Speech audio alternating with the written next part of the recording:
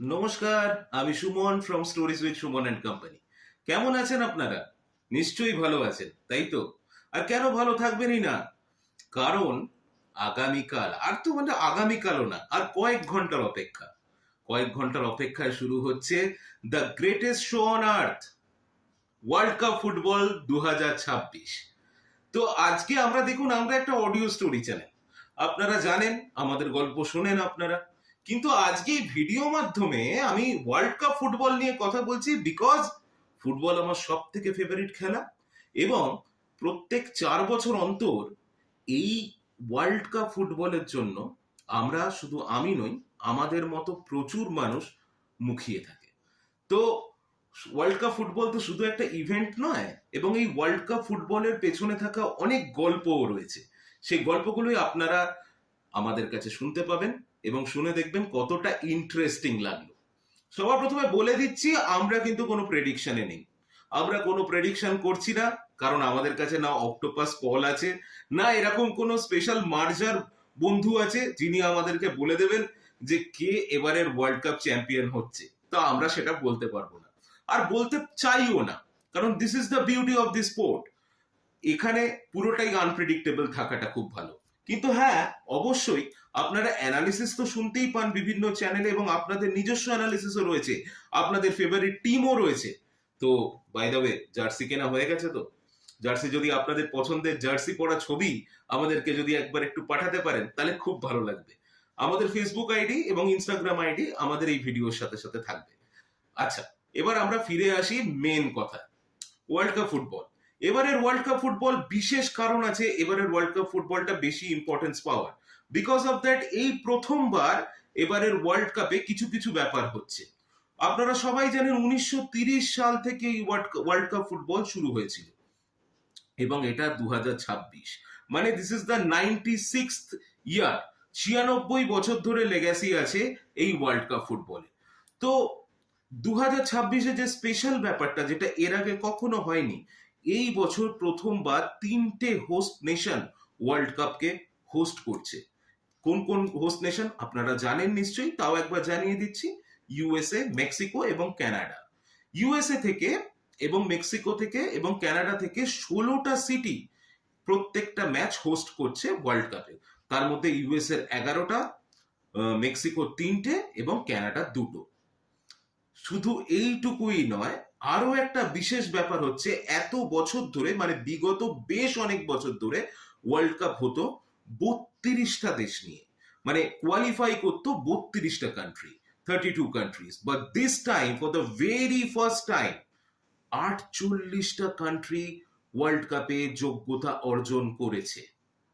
তার মধ্যে তার মধ্যে মোস্ট ইম্পর্টেন্টলি যেটা বলার এখানে, 4বারের ওয়ার্ল্ড কাপ চ্যাম্পিয়ন, রীতিমতো ওয়ার্ল্ড কাপের যারা জায়ান্টস রয়েছে, like Brazil, like Germany, like Italy, like Argentina, like Spain, France, England, Uruguay, এরা ছাড়াও আফটার অল ইটালি এইবারে ওয়ার্ল্ড কাপে যোগ্যতা অর্জন করতে পারেনি। মনে রাখবেন, 48টা দেশ এবারে কিন্তু কোয়ালিফাই করেছে, তার মধ্যে এবারে 4বারের বিশ্ব চ্যাম্পিয়ন ইটালি কিন্তু নেই। যাই হোক, পরের ব্যাপারে আসি, যে এইবারের ওয়ার্ল্ড কাপে প্রথমবারের জন্যই সেই 48টা দেশ এখানে পার্টিসিপেট করেছে, এবং 3টে হোস্ট কান্ট্রি এর আগে কখনোই একসাথে হোস্ট করেনি। একমাত্র 2002-এ জাপান এবং কোরিয়া একই সাথে ওয়ার্ল্ড কাপ হোস্ট করেছিল। এবার আমাদের একটু এই ওয়ার্ল্ড কাপে ঢোকার আগে, এবছরের ওয়ার্ল্ড কাপে ঢোকার আগে, একটু পুরনো যদি আমরা ফুটবলের ইতিহাসে ফিরে যাই, তাহলে দেখতে পাওয়া যাবে যে এই ফুটবল খেলাটা, যেটা সারা বিশ্বে এতটা সমাদৃত, সারা বিশ্বময় এই ওয়ার্ল্ড কাপ ফুটবলের জন্য, শুধু ওয়ার্ল্ড কাপ না, যে কোনো ফুটবল ম্যাচের জন্য মানুষ অপেক্ষা করে থাকে। তো এই ফুটবল ম্যাচ, মানে ইন্টারন্যাশনাল ফুটবল ম্যাচ, প্রথম কোথায় শুরু হয়েছিল? এই ইন্টারন্যাশনাল ফুটবল ম্যাচ শুরু হয়েছিল 1914 সালে, যখন এক একটি দল নীল রঙের জার্সিতে এবং একটি দল সাদা রঙের জার্সিতে মাঠে নেমেছিল। সেই দলগুলো কারা ছিল? অবশ্যই সেই দলগুলো ছিল হচ্ছে ইংল্যান্ড এবং স্কটল্যান্ড, যাদের মধ্যে প্রথমবার ইন্টারন্যাশনাল ম্যাচ খেলা হয়েছিল, এবং স্কোর লাইন ছিল 0-0। which is not up to the mark for this standard. এই স্ট্যান্ডার্ডের জন্য সেটা আপ টু দ্য মার্ক হয়তো নয়, কিন্তু ওটাই প্রথম ফুটবল ম্যাচ ছিল, ইন্টারন্যাশনাল ফুটবল ম্যাচ। এরপরে আমরা চলে আসছি আরেকটু পরে, যখন ফুটবলকে অলিম্পিকে ইনক্লুড করে নেওয়া হয় এবং ফুটবল অলিম্পিকে বেশ পপুলার একটা স্পোর্টসে পরিণত হয়, এবং 1924 সালে এবং 1928 সালে অলিম্পিক ফুটবলে সোনা জয় করে উরুগুয়ে। এইবারে যখন অলিম্পিক কর্তৃপক্ষ দেখতে পায় যে এই ফুটবল নিজের পরিচিতি চাইছে, তখন অলিম্পিক অ্যাসোসিয়েশন থেকে বেরিয়ে এসে ফিফা প্রথম ওয়ার্ল্ড কাপ ফুটবল শুরু করে, এবং প্রথম ওয়ার্ল্ড কাপ ফুটবলের হোস্টিং নেশন ছিল উরুগুয়ে, এবং তারা চ্যাম্পিয়নও হয় প্রথমবারের জন্য। এবার ব্যাপারটা হচ্ছে, এই যে সাউথ আমেরিকান বা ল্যাটিন আমেরিকান কান্ট্রি যাদের ফুটবলের একটা ইতিহাস রয়েছে, এবং Brazil, Argentina, Uruguay, Paraguay, Chile, এরা সবাই ওই পার্টিকুলার, কলম্বিয়া, এরা সবাই এই ল্যাটিন আমেরিকান ফুটবল জায়ান্টস বলা যেতে পারে। কিন্তু ফুটবল কিন্তু তাদের দ্বারা প্রথমে শুরু হয়নি, ফুটবল প্রথমে কিন্তু ইউরোপিয়ানদের দ্বারাই শুরু হয়েছিল, এবং ব্রিটিশ কলেজ এবং স্কুলের স্টুডেন্টরা নিজেদের মধ্যে একটা ম্যাচ আয়োজন করেছিল, যে ম্যাচটা ছিল ফুটবল। ফুটবলের জন্ম কিন্তু সেইখান থেকে হয়েছে। অতএব ইউরোপীয়রাই কিন্তু প্রথমবার ফুটবলকে নিয়ে এসেছিল, বিশেষ করে ব্রিটিশার্সরা। কিন্তু পরবর্তীকালে যখন উরুগুয়ের মতো দল প্রথমবারের জন্য যখন মাঠে নামে, তখন এই যে ইউরোপিয়ান জায়ান্টসরা এই লাতিন আমেরিকার জাদুটা প্রথমবারের জন্য দেখতে শুরু করে, এবং উরুগুয়ে যে ধরনের ফাস্ট পেসিং ফুটবল সেই সময় খেলতো, সেই সময় ইউরোপিয়ান কান্ট্রিরা রীতিমতো এই লাতিন আমেরিকা ঘরানার ফুটবলকে রীতিমতো সমীহ করা শুরু করে। তো যাই হোক, এবারে সব থেকে ইম্পর্টেন্ট বা ইন্টারেস্টিং ব্যাপারটা হচ্ছে এইটা, যে এই যে 1930-তে প্রথম ওয়ার্ল্ড কাপ শুরু হয়েছিল, এবারে কটা দেশ বললাম পার্টিসিপেট করেছে? 48টা, যেটা ইতিহাসে মানে ওয়ার্ল্ড কাপের ইতিহাসে সবচেয়ে বেশি। আর সবচেয়ে কম কোনবার জয়েন করেছিল বলুন তো? 1930 সালে 13টি দল জয়েন করেছিল অনলি ওয়ার্ল্ড কাপ ফুটবলের জন্য। এবার সেখানে অনেকগুলো কারণ ছিল। প্রথম কথা, কিছুটা পলিটিক্যাল কারণ, কিন্তু সব থেকে বড় কারণ যেটা, সেইটা কিন্তু আমাদেরকে একটু মনে রাখতে হবে। 1930 সালের সেই সময় যাতায়াত ব্যবস্থা ছিল এক দেশ থেকে আরেক দেশে যাওয়ার একমাত্র এবং মোস্টলি সেটা হচ্ছে শিপে করে, জাহাজে করে সমুদ্র পথে এক দেশ থেকে আরেক দেশে যেতে হতো। এই জাহাজে করে যখন সমুদ্র পথে এক দেশ থেকে আরেক দেশে যেতে হতো, সেটা অনেকটা সময় লাগতো, এবং 1930 সালে 2 থেকে 3টি দেশ, আরো 3টি দেশ, মানে 13টি নয়, প্রায় আরো 3টে দেশ নিজেদের দেশ থেকে যাত্রা শুরু করেছিল উরুগুয়েতে আসার জন্য, কিন্তু তারা মিস করে টুর্নামেন্টটা, বিকজ তারা ঠিক সময় সমুদ্র পথে সেখানে পৌঁছতে পারেনি। সেইখানে সেই 13টি দেশ থেকে আজকের দিনে দাঁড়িয়ে 2026-এ 48টি দেশ খেলছে। আচ্ছা, এবং এরপরে ওয়ার্ল্ড কাপ হয়েছিল 1934, 1900, তারপরে কিন্তু ওয়ার্ল্ড কাপ বন্ধ হয়ে যায় সেকেন্ড ওয়ার্ল্ড ওয়ারের জন্য, এবং দ্যাট এগেন রিজিউমস অন 1952। মাঝখানের এতগুলো বছর কিন্তু ওয়ার্ল্ড কাপ বন্ধ হয়ে যেতে বাধ্য হয় because of that second world war. সেই সময় কিন্তু ওয়ার্ল্ড কাপ খেলা হয়নি। এবং আরো একটা ইন্টারেস্টিং ফ্যাক্ট আছে এখানে, সেটা হচ্ছে যে সেই সময় ওয়ার্ল্ড কাপটা কিন্তু এইরকম দেখতে ছিল না, এবং জুলে রিমে কাপ বলা হতো ওয়ার্ল্ড কাপকে।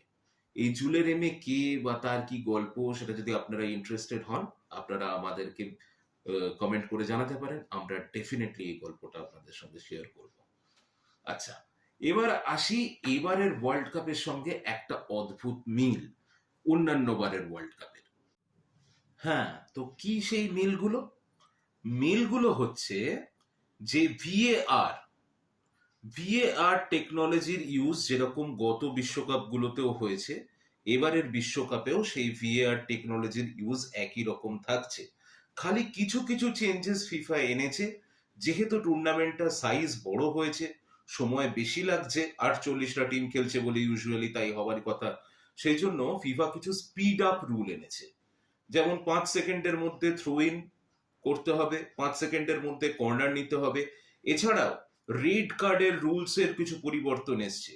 কোনো সামনের প্লেয়ারকে, অপোনেন্টের প্লেয়ারকে মুখ ঢেকে রাখলে, কোন রকম ভাবে তাকে অবজ্ঞাসূচক কোনো কিছু করলে ডিরেক্ট রেড কার্ড দেখানো হবে।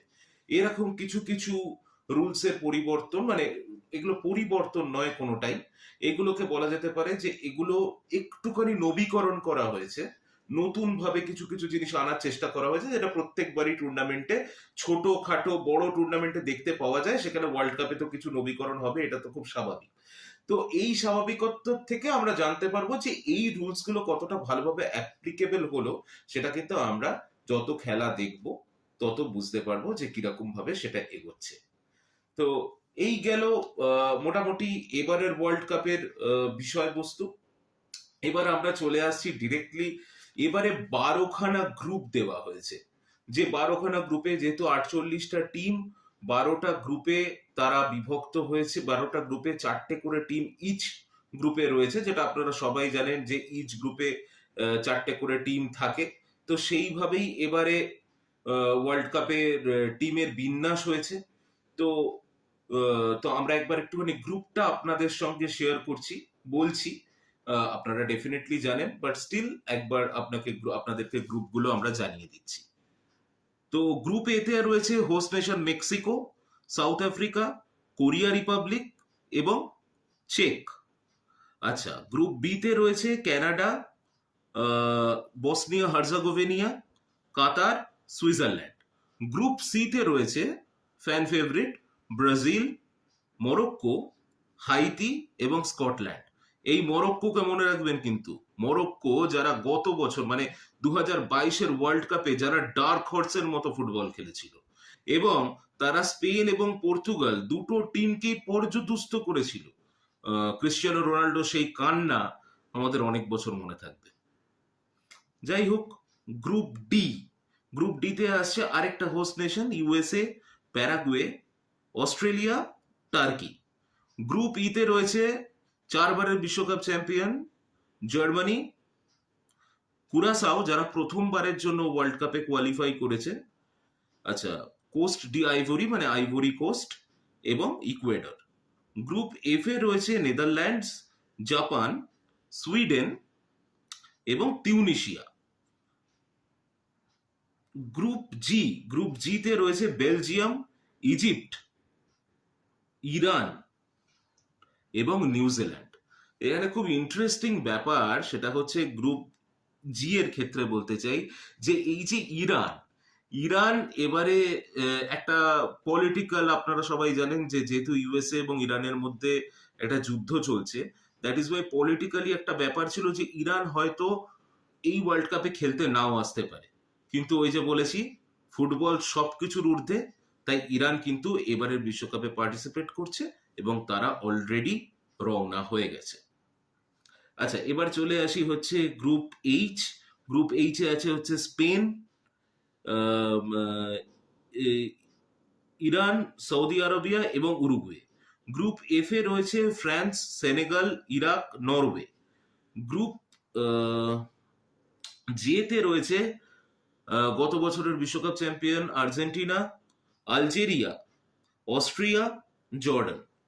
গ্রুপ এইচ এ রয়েছে এবারে যাদের ওপর মানে সারা ফুটবল বিশ্ব যেদিকে তাকিয়ে রয়েছে, যে গত বছর মেসির হাতে ওয়ার্ল্ড কাপ উঠেছে, এ বছর বড়দা ক্রিশ্চিয়ানো রোনাল্ডোর হাতে কি উঠবে? তো গ্রুপ এইচ এ আছে হচ্ছে পর্তুগাল, কঙ্গো, উজবেকিস্তান এবং কলম্বিয়া। আর গ্রুপ এল এ আছে ইংল্যান্ড, ক্রোয়েশিয়া, ঘানা এবং পানামা। তো এই টোটাল 48টা দল, 12খানা গ্রুপ, প্রত্যেক গ্রুপে 4টে করে টিম, আপনারা জানেন। এবারের যে ব্যাপারটা, যে আমরা সবসময় জানি যে 32টা টিমের মধ্যে যখন খেলা হয়েছে, বেস্ট অফ টু প্রত্যেক গ্রুপ থেকে কোয়ালিফাই করতো। এবারে বেস্ট অফ টু তো কোয়ালিফাই করছেই, তার সাথে সাথে বাকি প্রত্যেকটা গ্রুপ থেকে যারা 3 নম্বর পজিশনে থাকবে, আউট অফ 4 টিমস যারা 3 নম্বরে থাকবে তাদের মধ্যে থেকে কিন্তু 8 জন টিম পয়েন্টের বেসিসে তারা কোয়ালিফাই করবে। এইটাই কিন্তু এবারের নিয়ম। তো এই গেল হচ্ছে ব্যাপারটা, যে এবারের ওয়ার্ল্ড কাপের গ্রুপ বিন্যাস এবং কিভাবে এই কোয়ালিফিকেশন হবে সেটার ব্যাপারেও আমরা কথা বললাম। তো এবার ব্যাপারটা হচ্ছে যে তার মানে রাউন্ড অফ প্রথমে 48টা টিমের মধ্যে খেলা হচ্ছে এবং রাউন্ড অফ 32টাই কিন্তু নকআউট টুর্নামেন্টে ঢুকে যাচ্ছে। মানে প্রথমত আগের বছরগুলোতে 32টা টিমের মধ্যে খেলা হতো, তারপরে তার মধ্যে থেকে আমরা সিলেক্টেড হতো 16টা টিম, কিন্তু এবারে কিন্তু 48 থেকে 32-এ পৌঁছচ্ছে এবং সেটাই কিন্তু নকআউট টুর্নামেন্ট। তো এইটা কিন্তু এবারের একটা মেজর চেঞ্জ। তো মেজর চেঞ্জের কথা যখন বললাম তখন আবার একটু পুরনো সময় ফিরে যায়, যে ওই প্রথমে বলছিলাম না জুলেরিমে কাপ, যেটা এর আগে ছিল, যেটা 1983-র পর থেকে আর জুলেরিমে কাপ দেওয়া হয়নি। তার পেছনে কারণ হচ্ছে জুলেরিমে কাপ কিন্তু চুরি হয়ে যায়, এবং সেটা একবার চুরি হয়নি, দুবার চুরি হয়েছিল। একটা 1966 সালে, আরেকবার 1983 সালে। আজকে আপনাদেরকে 1966 সালের গল্পটা বলবো।